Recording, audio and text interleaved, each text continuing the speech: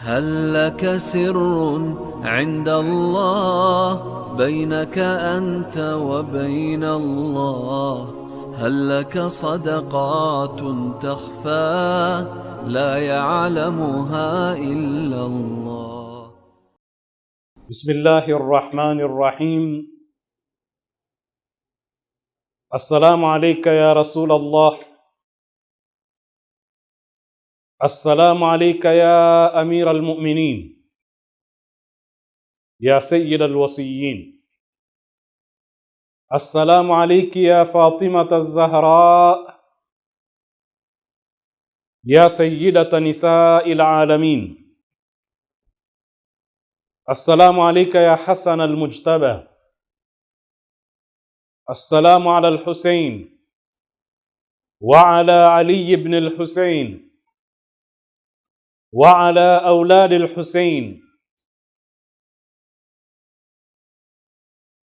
وعلى شهداء كربلاء جميعا ورحمة الله وبركاته.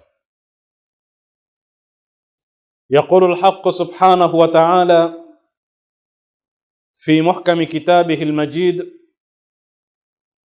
أعوذ بالله من الشيطان الرجيم: ولما بلغ أشده واستوى آتيناه حكما وعلما وكذلك نجزي المحسنين. والسلام عليكم ورحمة الله وبركاته. إنا لله وإنا إليه راجعون، وسيعلم الذين ظلموا أي منقلب ينقلبون والعاقبة للمتقين. Ndugu zangu, leo ni siku ya pili ya mwezi mtukufu wa Muharram, na kwa magharibi hii tayari tumeingia tarehe ya pili ya mwezi mtukufu wa Muharram, na ambapo tumo katika mwaka mpya wa Kiislamu, mwaka 1448. Jana katika mazungumzo yetu ambayo tuliashiria kwamba tunamzungumzia kijana kupitia miwani ya mapambano ya Karbala, ambayo yalikuwa na kundi kubwa la vijana ambao walikuwa na mchango mkubwa sana katika kupigania ukombozi wa dini yetu na kuwa tayari hata kupoteza maisha yao kwa ajili ya hii dini kutufikia salama. Na tumesema kwamba umma wa Kiislamu, hasa unapofikia mwezi wa Muharram, unaishi baina ya furaha na huzuni. Kuna umma ambao unapongezana na kupeana salamu za pongezi kwa sababu ya kufikiwa na mwaka mpya wa Kiislamu. Na si hivyo tu, bali kuna nchi ambazo ile tarehe moja ya Muharram kwao ni holiday, ni siku ya mapumziko. Na tumetoa mfano mahala fulani kwamba kwa mfano kwetu Zanzibar, katika nchi ya Tanzania, leo ilikuwa ni siku ya mapumziko kwa sababu ni tarehe mosi ya mwezi wa Muharram, ni mwaka mpya. Na nchi mbalimbali huko duniani kama Kuwait na nyingine, leo walikuwa katika sherehe za mapumziko. Na concept ya siku kuu na siku ya furaha na siku ya mapumziko katika Uislamu, lau ukifuatilia zile siku kuu zetu kwa ujumla, utagundua kwamba huwa ni siku kuu baada ya injaz muhimma, utekelezaji wa wajibu fulani wa kiibada au wajibu fulani ambao unatarajiwa kuleta ukombozi, mabadiliko, changes. Ndio concept ya sikukuu katika Uislamu. Na ndio utaona tunapomaliza sisi ibada ya funga, baada ya hapo tunapewa zawadi na Mwenyezi Mungu, tunatunukiwa siku ya Idi baada ya kumaliza ibada ile. Lakini ibada ya funga maana yake ni kuleta mabadiliko kwa mtu mmoja mmoja katika sisi. Kwa lugha nyingine ni sehemu ya ukombozi wa mmoja mmoja katika sisi. Ukombozi unaanzia kwa mtu binafsi, yeye mwenyewe anajikomboa vipi kutokana na minyororo ya sheitani. Na ibada ya funga ile kwa kipindi cha siku 29 mpaka 30 inakuandaa wewe kuwa na uwezo wa kupambana na sheitani, kwa lugha nyingine kubadilika, uwezo wa kujikomboa kutokana na minyororo ya sheitani, sio? Sasa ukishamaliza pale unapewa fursa ya sikukuu, siku ya furaha, siku ya mapumziko. Ndio concept ya sikukuu katika Uislamu. Na unapomaliza ile ibada ya hija, na kwa wale ambao hawajaenda katika ibada ya hija, ukafanya zile amali zote za mwezi wa Dhulhijja, mfungo 3, mustahabati zote ukazifanya, ukafunga mpaka siku ya Arafa, ukafikiwa na siku ya Idi, ile ni pongezi baada ya injazi ya ibada. Sasa pale matarajio ni kwamba sasa huyu mwanadamu anaweza kubadilika kutokana na ibada ile, ana injazi, amefanya jambo kubwa la kimabadiliko, mabadiliko ya kiroho, mabadiliko ya ukombozi dhidi ya sheitani. Anapokwenda kule pia anampiga sheitani mawe. Na hata katika ile inayoitwa Eidul Akbar, Eidul Ghadir, ni pale ambapo tumefanya kazi ya kutoa bai'a na kiapo kwa kiongozi. Jambo kubwa sana la kuhakikisha kwamba Waislamu baada ya Mtume sallallahu alaihi wa alihi wasallam wametoa kiapo cha utii kwa kiongozi wa umma. Al-yawma akmaltu lakum dinakum.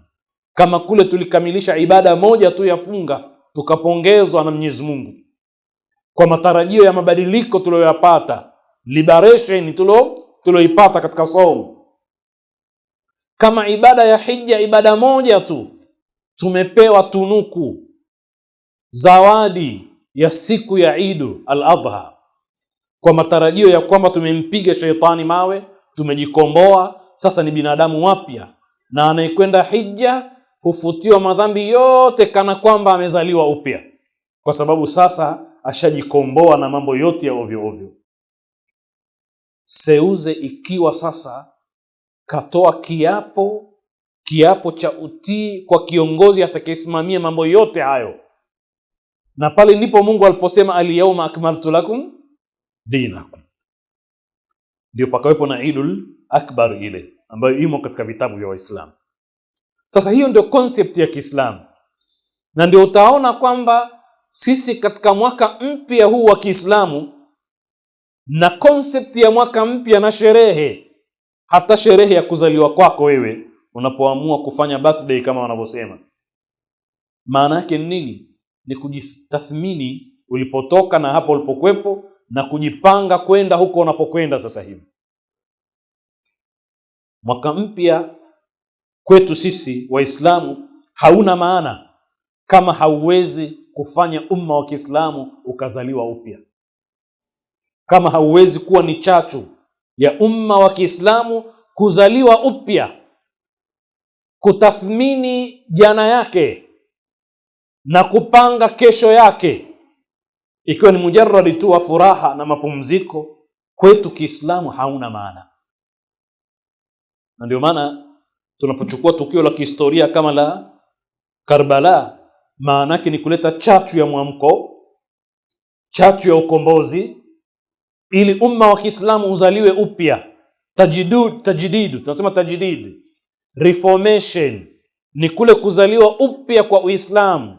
Na hili haliwezi kuwa mpaka kila mmoja katika sisi ajifanyie tathmini. Mimi nina kasoro zangu ninazifahamu. Unapoingia mwaka mpya, maana yake najimurika kwamba mangapi ambayo nimefanikiwa kupambana nayo nikayashinda, na ninatakiwa niingie vipi katika mwaka mpya wa Kiislamu, nina ajenda gani kwenda mbeleni huko kwa ajili ya kujikomboa mimi. Na ndio concept ya Karbala. Tunapokaa majalisi haya tukalia, tukatokwa na machozi, yale machozi yanatakiwa yawe ni chachu ya kutuamsha na kuleta ari ya ukombozi wa umma wa Kiislamu. Ndugu zangu, tukisema ukombozi wa umma wa Kiislamu, maanake ukombozi wa mmoja mmoja katika sisi, na ukombozi haupatikani ila pale mwanadamu atakapofanikiwa kuwa na udhibiti wa nafsi, self control, kumshinda shetani. Pale ndio mwanzo wa ukombozi wa umma. Kila mmoja katika sisi amurike zile tabia zake. Kama kila mmoja anaamini yuko sawa sawa, amefika, ambapo ni kosa hilo, basi hawezi kubadilika. Kubadilika ni lazima ukiri yale makosa uliokuwa nayo na madhaifu. Ndio utaona kwamba tatizo letu sisi tunapomzungumza kijana katika Uislamu, ambaye tumemzungumza jana kwamba Afrika ni 60% ni vijana. Vijana ni chachu ya maendeleo, ni injini ya maendeleo ya watu. Tunapomzungumza huyu kijana, utagundua kwamba kijana wetu na kijana wa ulimwengu wa tatu kwa ujumla ni kijana aliyopewa material kuliko fikra. Maanake hata baba mzuri kwetu sisi ni yule anayetoa material kwa mtoto. Atampa hiki, atampa nauli, atampa gari, atampa nyumba, atampa hiki na kile. Huyo ndio baba mzuri. Kwa hivyo anayetoa material ndio baba mzuri. Anayetoa fikra anaonekana kwamba siye. Na tunaelewana hivi. Na hata nchi zetu, wanasiasa wanapoamiliana na vijana, namna ya kuwadhibiti vijana na kutengeneza utii, loyalty kwa vijana, ni kuwapa material, sio kuwapa fikra. Kisha yale material hayajengi wala hayamuendelezi mtu kama hana fikra sahihi. Mugabe aliyekuwa rais wa Zimbabwe, alipowatoa wazungu katika mashamba, walikuwa wazungu, kwa wale wanaofahamu, walikuwa na mashamba ya kulima mazao mbalimbali, lakini walikuwa na mashamba kwa ajili ya mifugo mbalimbali, lakini walikuwa wanauza bidhaa za mifugo yao mpaka nje ya Zimbabwe, maziwa, ngozi na vitu vingine mbalimbali. Kwa hiyo ilikuwa inafahamika Zimbabwe kwa uzalishaji wa mazao ya mifugo na ya kilimo. Lakini kwa sababu ya siasa na hatari ya kuona kwamba Mugabe atakosa public opinion, atakosa watu, alichokifanya nini? Aliwanyang'anya wale wazungu yale mashamba, akawapa nani? Akawapa wa Zimbabwe, wa vijana waingie wamiliki uchumi wao. Na mara nyingi mnaweza mkaambia, tunataka mshike uchumi wenu nyewe wenyewe. Unapopewa uchumi bila fikra, bila idea, ni maafa. Na ndio utaona kwamba tatizo la Afrika na tatizo la Waislamu na nchi zao duniani sio mali, sio material. Yani wana gesi, wana mafuta ghafi, wana madini mbalimbali katika nchi za Waislamu, katika nchi za Afrika. Tatizo lao kubwa ni fikra. Je, wana fikra sahihi? Wana skills? Ndio maana yale mashamba yalikufa mara moja. Mara moja yalikufa. Na mpaka kesho hayapo. Lakini yalikuwa ni mali. Ndio hata leo hii ukiwa na familia ambayo vijana wamepewa material, hawana skills, hawana fikra, hawana idea, kitizame kifo chao mapema sana, kifo cha uchumi wao na mustakabali wao. Yule baba aliyoacha akawapa material tu, kabla hajaoza kule karibuni, jamaa washapambana huku na wanakwenda mbio kumaliza. Na mahali fulani tuliwahi kutoa mfano tukasema, lau kama nchi kama Tanzania tungehamishwa sote, sisi sote tukahamishwa, tukapelekwa Ujerumani pale, alafu wazungu wale Ujerumani wote wakahamishwa kaletwa Tanzania. Kisha tukapewa miaka 5 tu, alafu wakaguza wakaja kukagua hali itakuwaje. Ile Ujerumani itakuwa vipi baada ya miaka 5 na Tanzania itakuwa vipi baada ya miaka 5? Unaweza ukaelewa mwenyewe kitu gani kitatokea, sio? Tutaikuta Ujerumani sio imerudi nyuma miaka 5, itarudi nyuma 20. Alafu pengine hii Tanzania tutaikuta imekwenda mbele miaka karibu 10. Lakini walopelekwa pale binadamu, lakini wana skills, material ni yale yale, sio? Lakini wana fikra. Mabenki mengi na makampuni ya kutoa mikopo zamani yakitoa mikopo sana, alafu ile mikopo kwa vijana ikitoweka, kesi za hapa na pale, mtu kama alikopeshwa ni gari au chombo fulani anakiacha anakimbia na halipi. Mabenki mengi yalipata hasara, na taasisi nyingi za fedha zilikuwa zinatoa mikopo zilipata hasara. Baadaye wakagundua tatizo nini, kwamba tatizo tunawapa watu material, hatuwapi idea na fikra. Na mtu ukitangaza mikopo, hata asiyekuwa na mradi atakuja, sio? Mseme kesho tunatoa mkopo, watakuja hata wasiokuwa na idea ya biashara na watapigania kuchukua. Sasa walipogundua, ikawa kazi yao nini? Kuhakikisha kwamba wale tunaowapa mkopo lazima tuwafanyie semina za ujasiriamali, kuwafundisha namna gani wanaweza kutunza fedha, namna gani wanaweza kutunza rekodi, namna gani wanaweza kufanya kadha na kadha na kadha, ili pesa yetu pia isipotee. Nadhani wengi katika nyinyi mmeshawahi kusikia hizo semina.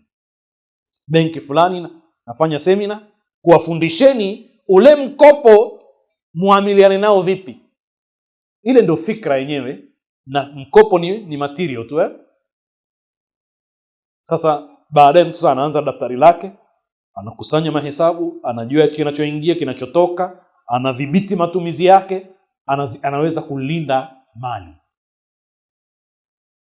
Tatizo letu kubwa ni hilo, na vijana hawataki idea, hawataki fikra.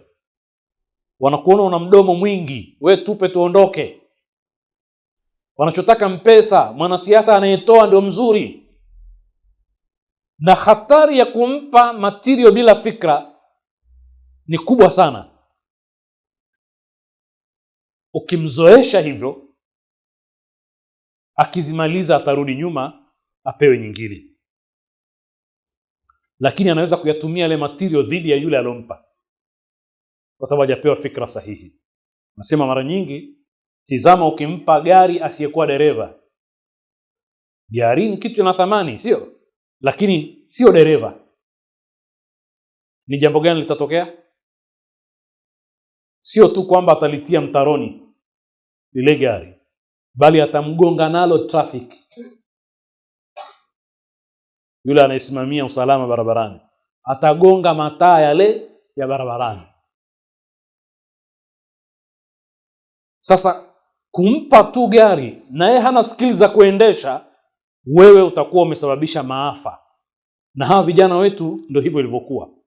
Tukiwa na kundi la vijana katika jamii yetu, hatujawapa skills, ni tatizo kubwa. Na sisi tatizo letu katika Uislamu, tunasherehekea mwaka mpya, hebu tutizame. Manake katika vitu vinavyopimwa ni kutizama fasihi ya watu. Je, fasihi ya watu ina ukombozi ndani yake? Ile literature. Hebu katizameni kasida zetu kwenye sherehe zetu. Ni kasida zinazopambana dhidi ya unyonge, udhalili, taghuti, zinazungumza kuhusu mustadhafina. Ni kasida zinazungumza kuhusu mapambano na ukombozi. Tumeishia kusifu tu, sio vibaya, na hasa tunaposifu watu kama Ahlul Bait. Lakini wao wanahitajia sifa tu, halafu tukomee hapo. Haya, mtume tushamsifu sana, masha Allah. Tena hatujamsifu tukafikia kadri ya sifa zake. Ni kweli tumemsifu mtume mpaka mwendo wake, rangi yake, tabia zake. Alafu baada ya hapo Kwa hivyo hakuna literature yetu, fasihi yetu, katika kasida, katika nyimbo, katika mashairi hazizungumzi ukombozi. Ala aqal katika azaa kidogo watu wanazungumza concept ya ukombozi, haihata minna adhilla, haihata minna adhilla. Lakini lau kasida zetu tungewekeza katika kumkomboa mtu, hata angalau angeamka. Unaona watu wasiokuwa na fikra, wana material tu, tatizo lao ni nini? Leo nimesema mahala fulani kwamba lau kama rais wa nchi fulani kama za kwetu hizi angewakusanya wanadini wote, Waislamu wakakusanywa Ikulu ya Kenya, ya Tanzania, ya Uganda, ya mahala fulani, alafu kila kundi katika wao likapewa faragha na kiongozi wa nchi, alafu kiongozi wa nchi akawatokea akawaambia, jamani, nyie mna shida gani, tuwasaidie? Yale majibu yatakayotolewa yatakupa picha ya kwamba huyu ana fikra, hana fikra. Hivi nyie mnadhani kwamba Waislamu wakikusanywa na kiongozi wa nchi wakaulizwa mna tatizo gani, watasema nini? Na Wakristo watasemaje? Alafu na tungekuwa na Mayahudi wangesemaje? Hawa mabudha tulokuwa nao, Wahindi wale, unadhani watasema nini? Pale ndio utakapofahamu hawa watu wana level gani. Watu wanaweza kufika pale wakazungumza mbele ya rais na nafasi ile, kwa sababu sisi tumeshuhudia viongozi wakubwa wanapoletwa katika shughuli zetu kama wageni rasmi, kisha wanaandikiwa risala. Ile risala si inaonyesha mnataka nini, sio? Sasa nyinyi mmepewa fursa kuwakilisha umma, kiongozi wa nchi anakuuliza mnataka nini? Au unajua mheshimiwa rais, sisi kila Ramadhani inapoingia bwana, ushuru kwenye tende zetu, tende za Ramadhani ni mkubwa sana, tulikuwa tunaomba mtuondolee ushuru kwenye tende.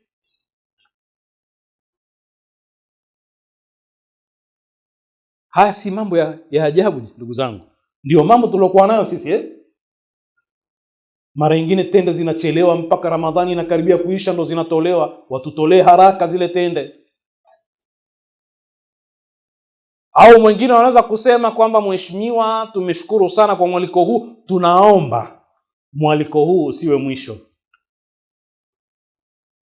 uendelee kuwepo. Jamani, haya hamjawahi kuyasikia? Kwamba mentality yetu na mahala tunapoona ni hapo. Ndio maana Imam Ali anasema yatiru almar'u bihimmatihi kama yatiru tayru bijanahihi. Mwanadamu kadri anapokuwa na malengo madogo inaonyesha udogo wa akili yake. Mtu unaweza ukawa huna kitu, lakini unasema nataka nipate pato la milioni 100 kwa mwezi. Mtaanza vipi sijui, lakini nataka hilo. Huyu mtu ni mkubwa huyu. Anafikiria mbali, sio? Imam Ali anasema binadamu anaweza kupaa kwa malengo yake kama anavyopaa ndege kwa mbawa zake.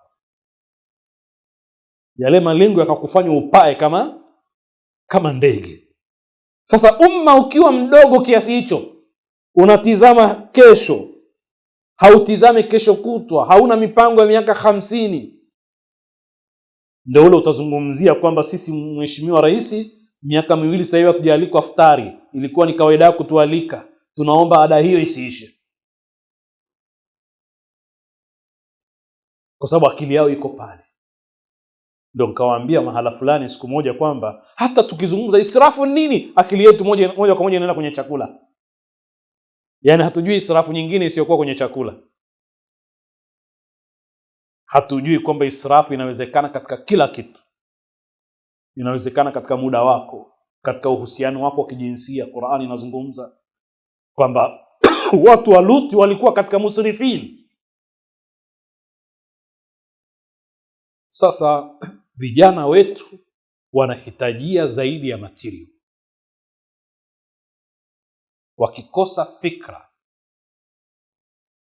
ukiwapa mtaji wakamaliza, watarudi kuomba mtaji mwingine. Jana nilisema kwamba kule Arusha pakifungwa Mererani huwa tunaona mazingira ya Arusha yakoje. Bodaboda lao zingezuiliwa, na mtaona siasa ya nchi zetu, watu kama wenye bodaboda wataendelea kuwa ni watu muhimu sana kwenye siasa. Lakini ni watu ambao hawapewi skills, hawapewi fikra, hawapewi mtazamo kwamba akikosa bodaboda ana option gani, anawezaje kupambana na maisha. Kwa hiyo akikosa, kinachofuata nini? Ni violence. Kitakachofuata ni mapambano. Wakati ule kiongozi yoyote ya kisiasa akisema mnaona hali yenu ni kwa sababu ya kiongozi, wale watasema ndio, upepo wote ule utawachukua. Nadhani tumeelewana hapo. Sasa hili ndio jambo la msingi sana tunapaswa tulielewe kwa vijana wetu. Na sisi katika mazungumzo yetu ya jana tulijaribu kuelezea kijana nani. Tukaona kuna mirengo miwili. Wa kwanza ni ule ambao unamtambulisha kijana kwa kuzingatia nini? Miaka. Na hili tulilikosoa kwamba si sahihi. Umoja wa Mataifa unasema baina ya miaka 15 na 24. Umoja wa Afrika baina ya miaka 15 na 35. Commonwealth na yenyewe ina taarifu yake ya kijana kwa kuzingatia miaka. WHO na ILO, yani shirika la afya na shirika la kazi duniani, wana miaka hiyo hiyo ya Umoja wa Mataifa kwa sababu ni mawakala wao. Na watu wengi wana taarifu tofauti. Hata ukienda kwenye chama kama CCM ambacho kina umoja wa vijana, kuna taarifu ya kijana nani, sio? Pengine ukaenda ukaambiwa wewe ushavuka, wewe si kijana bwana, wewe katafute mlango mwingine uingie. Kijana kwetu ni huyu. Na tumeona kwamba kigezo cha umri, kipimo cha umri si sahihi. Tumetoa mifano kadhaa. Lakini kipimo cha Qur'ani ni kipimo namba 2. Ni kile kipimo ambacho kinamzingatia kijana kwa misingi ya nini? Ya uwezo na nguvu alizokuwa nazo. Kwa misingi ya uwezo na nguvu. Na kamusi kadhaa za Kiswahili zimesema mazingatio ya ujana katika kijana sio suala la miaka, bali ni uwezo na nguvu alizokuwa nazo, kwa sababu matarajio ni kuzitumia zile nguvu kuzielekeza katika yale malengo ya kijamii yaliyokusudiwa. Na ndio tukaona balagha ashuddahu, walamma balagha ashuddahu, alipofikia ukamilifu wa mwili wenye nguvu, wakati ule anaweza kupigana, anaweza kubeba vitu vizito, anaweza kwenda mbio zaidi, anaweza kuswali tahajjudi usiku kucha, anaweza kufanya dhikri usiku kucha, anaweza kufanya ibada yoyote, anaweza kufunga sunna zote. Ana nguvu, anaweza. Balagha ashuddahu. Amma wastawa, na hapa ndipo ambapo tulikuwa tukipazungumza. Ulama kadhaa tumewanukuu kama vile Ash-Sha'rawi na Sheikh Makarim Shirazi, Ayatullah Al-Mudarrisi na wengine, katika hii concept ya istawa, akawa sawa sawa, yani akakamilisha, akakomaa kiakili. Tumesema katika Uislamu kuna uwiano mkubwa baina ya kukua kwa mwili na kukua kwa akili, na tumeona kwa aya kadhaa za Qur'an. Lakini Sha'rawi anasema al-istiwa'u iktimalu nudhji al-aqli wal-atifi, ni kule kukomaa, an-nudhji, kukomaa kiakili na kihisia. Nikizungumza kihisia, sio zile hisia tu mnazozifahamu. Kihisia maana yake ana uwezo vile vile wa kuhisi wengine wanataka nini kwake. Saikolojia yake imekuwa, anaweza kuwaelewa watu na kuzisoma hisia zao. Hiyo ndio maana istawa. Haya ni maneno ya Ash-Sha'rawi. Kwa hiyo kijana ni mtu huyu, na hii ni nukta muhimu sana, naomba tusikilizane. Ni kule kukamilika personality ya mtu, shakhsia yake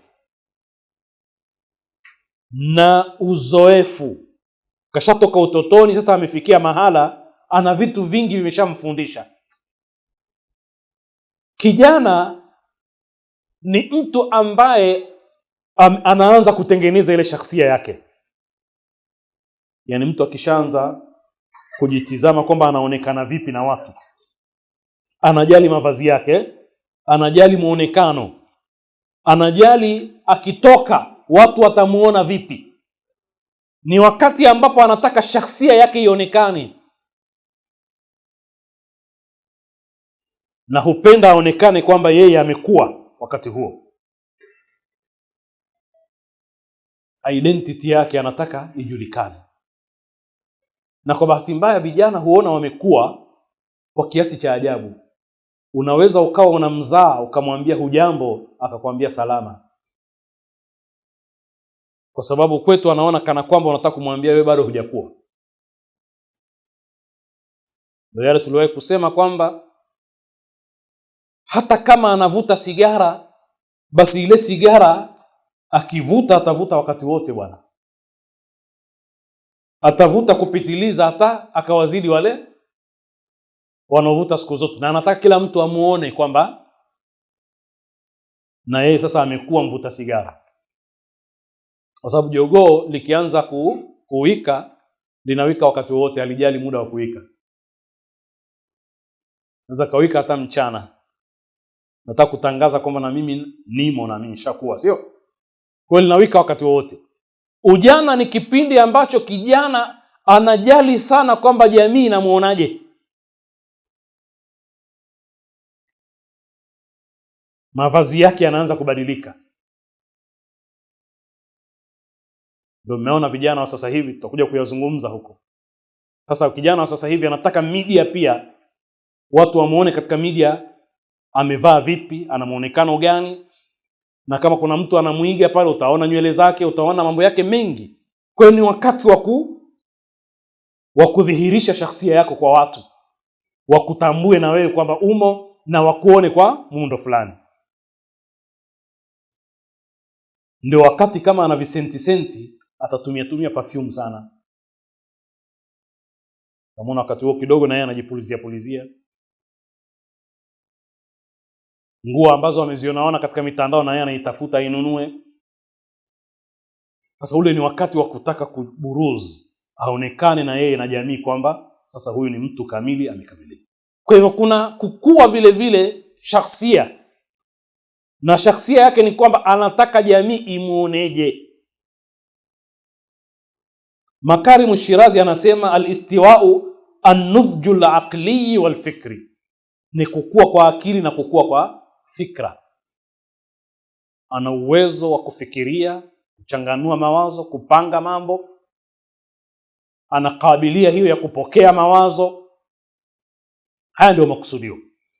Jana tumesoma aya inayosema kwamba Mungu kakuumbeni kutokana na udhaifu. Kisha baada ya udhaifu akajalia kuwa, nguvu, manake ujana. Kisha baada ya hapo udhaifu. Lakini tufahamu, namalizia mazungumzo yetu ya leo, kama ambavyo kijana tumemuelezea kwa namna ile ni mtu mwenye nguvu na uwezo, amefikia wakati fulani anaweza kufanya mambo makubwa. Jamii vile vile, jamii, kuna jamii ambayo ni mtoto, kuna jamii ambayo ni kijana, kuna jamii ambayo imefikia umri wa uzee. Sisi katika nchi zetu, jamii zetu bado hazijabalere, bado ni jamii ambazo zinakuwa, na kwa bahati mbaya zinakuwa taratibu sana. Kama ambavyo mtu anaweza kudumaa hakui, jamii zetu zimedumaa vile vile, hazikui. Tutazungumza nchi kama vile Uingereza, ishakuwa mzee yule, alikuwa mtu mkubwa, akashika hatamu katika dunia hii, akaendesha mambo ya ulimwengu huu, akaitawala mpaka Marekani, lakini sasa hivi ashaanza kuwa mbabu, anajikongoja, sio? Hana nafasi. Lakini sisi bado hatujakuwa, na kwa bahati mbaya bado mtegemezi, tunalelewa.